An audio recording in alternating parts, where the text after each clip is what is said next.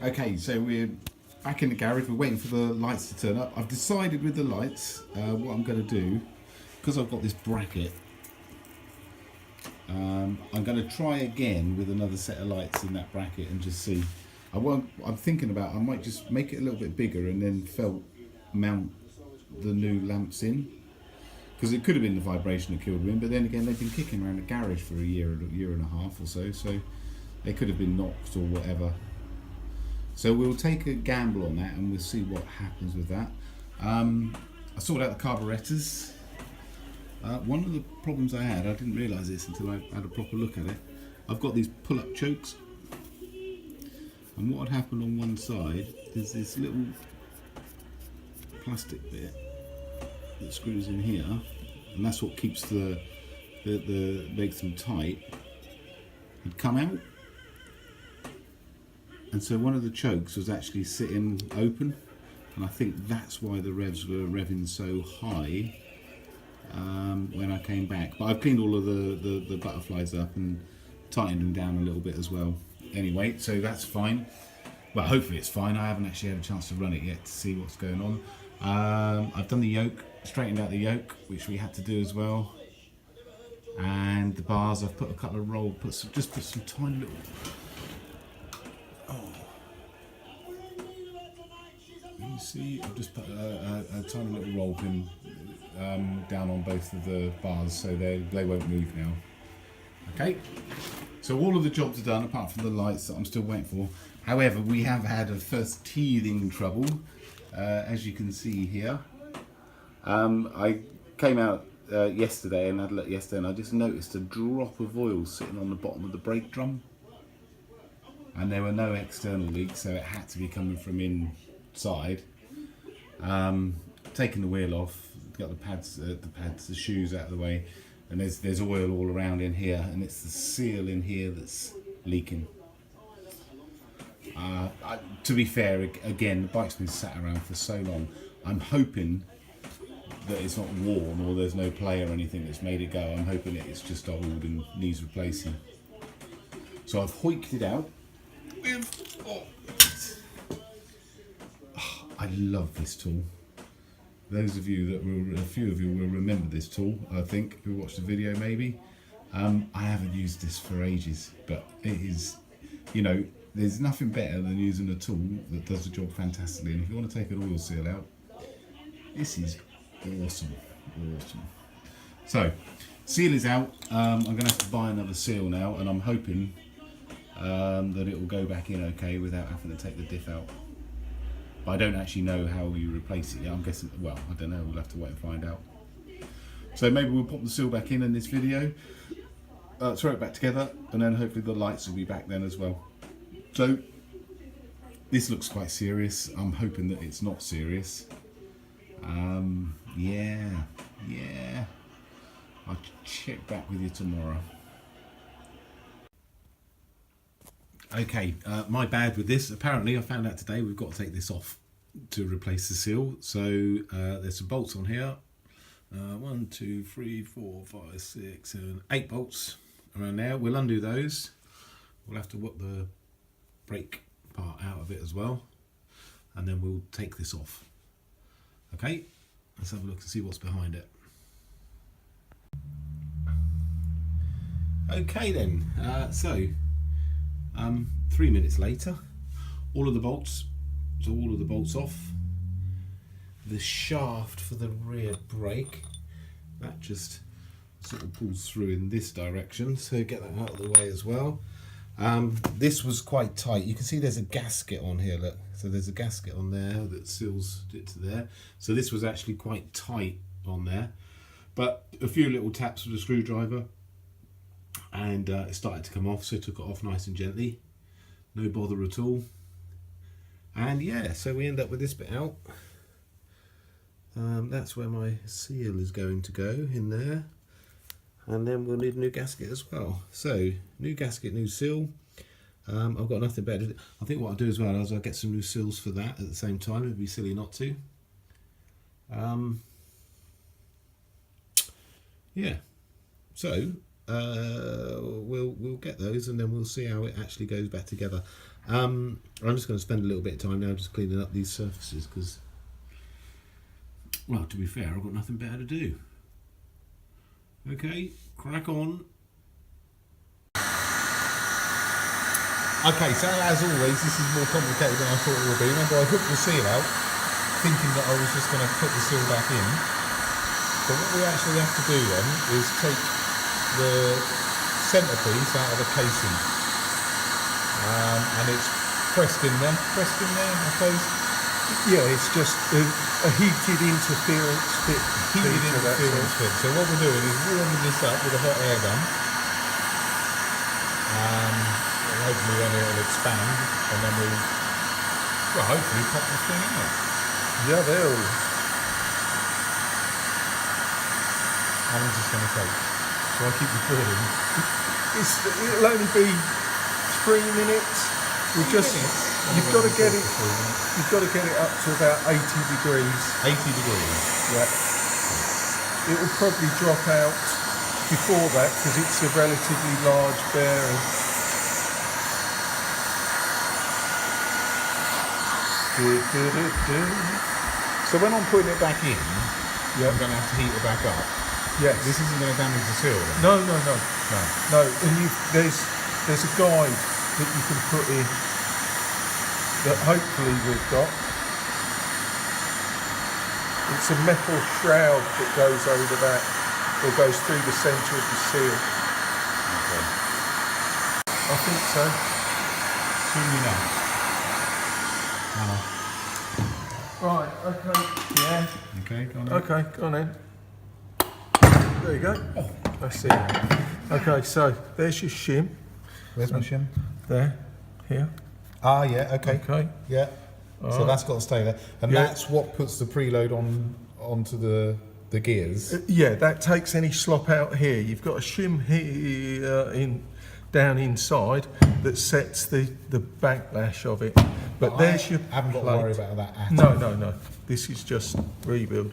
So what happens, if my memory serves me well, that sits there like that. Your seal goes on here, obviously clean that up because it's ages old, and then boom.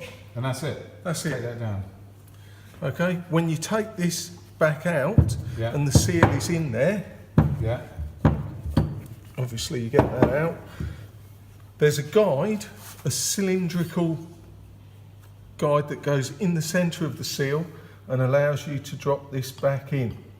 Okay, but obviously when you're putting this back in, Peter, what we used to do is we used to put some grease in here and stick that shim in there. Yeah, because that's got to go back in, otherwise you're right in trouble. Okay, but it will give you a chance to clean this up, and there's a parts washer over there as well. And you said when I put the gasket back on here, I don't put any sealer or anything on it. No, you don't. Surfaces, no sealer. No, we don't usually put any sealer on the gasket or anything. Torque the bolts back down. Yes.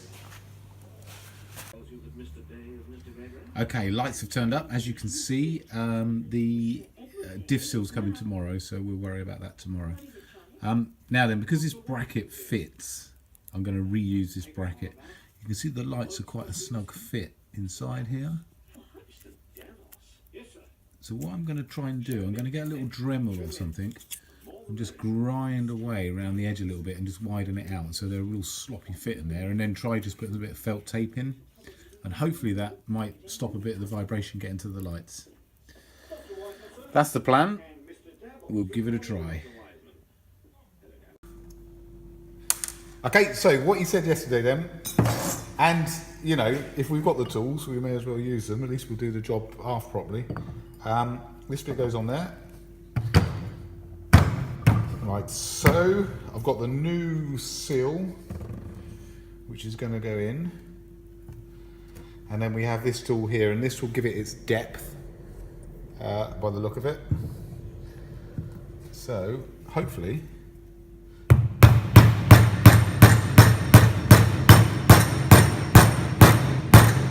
just like that. Hopefully,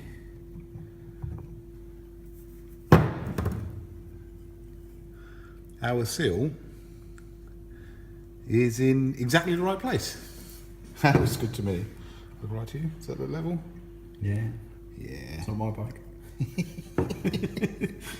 I've practiced a lot through the years with a big hammer.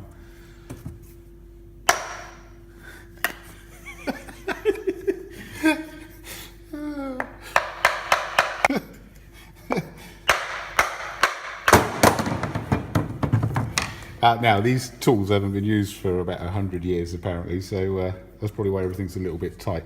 Good, okay, so our seal is in exactly the right place where it should be. Okay? What we've got to do now then, the shims we have to fit in. This bike's got two, so there's two shims, so they have to go in there. And he did say, didn't he, put a little bit of grease on them, just to hold them in a position, so they don't fall out. One. It doesn't matter which way round these things go on, so they can go in any way. Well, hopefully. Else we're all going to be in trouble. Okay, so they're in, and then we have to, not going to fall out,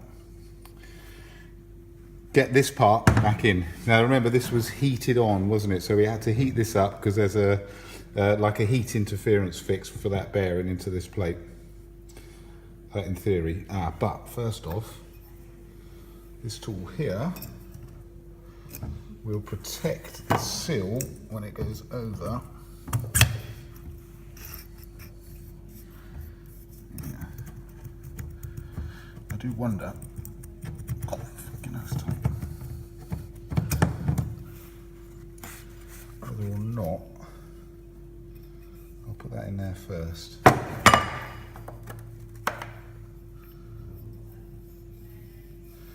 Some grease on that. You still filming this? This is going to be the longest seal replacement ever on a BMW. So I reckon if that goes in there, okay. So that now is there. If we put that on there, shims are still there. Good. Then this should slide down with a bit of luck. Fucking shims have dropped out a little bit. This should slide down without damaging the seal. Okay. So far so good. So now what we've got to do is heat this up, get a bit of expansion on it, and hopefully it will just sit down on top of the bearing. So we have a hot air gun. He was talking about 80 degrees yesterday, wasn't he? So we'll just get it warm, and hopefully it will just drop. Okay, no need to film this bit, I don't think. So all we did then is just heat it up with a hot air gun. Yeah, fantastic. Got it a little bit warm and just grabbed hold of it and just pushed it down, and you could feel it go down to the end stop of the bearing. So the bearing's in there, great. And then this tool here, that was a seal protector, just slid out of the way, and now the seal is sitting in there, fantastic. Exactly where we need it to be. Good. Okay, so it's fitted. Awesome. The only other thing I would say is I did notice is this. There's another shim here that sits on there, and it just fell off. So I've got to make sure that stays where it's going to stay and goes back in where it's going to go. So all we've got to do then is go home and fit it. Job done.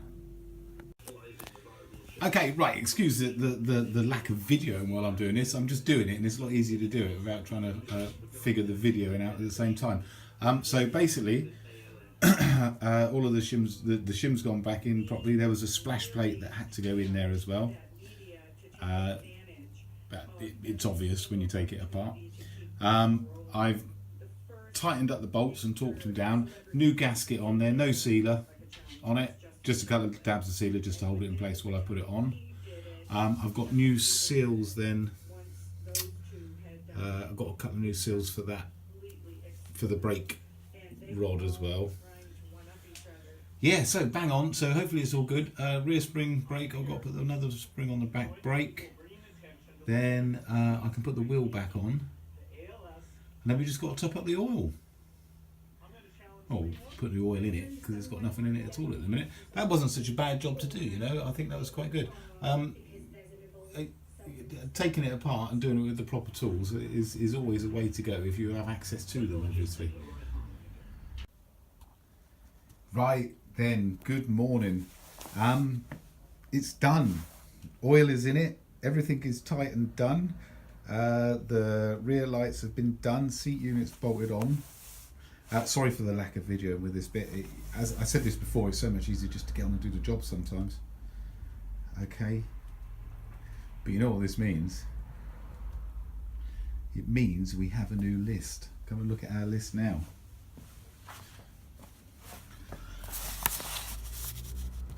Speedo instructions, still got to sort the speedo out, but that's no biggie. MOT,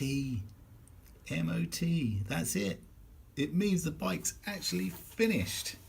Can you believe it? I'm struggling to believe it myself, to be fair.